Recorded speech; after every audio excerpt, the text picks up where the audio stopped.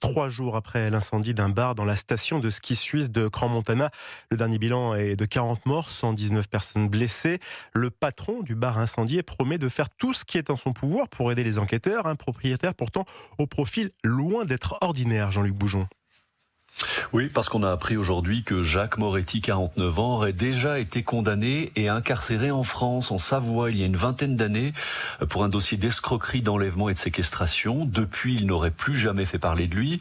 Ici, à Crans-Montana, il est propriétaire de 3 affaires, 2 bars, dont la Constellation, et un restaurant, le Vieux Chalet, qu'il a entièrement rénové l'an dernier, transformant un troquet de village en restaurant select.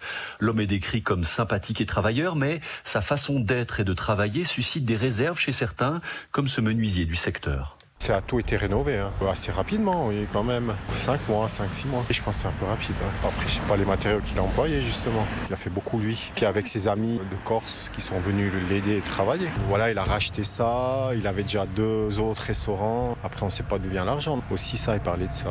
Qu'en Corse, il avait fait aussi 2-3 choses à l'époque. Un peu des magouilles, peut-être ? Peut-être, oui.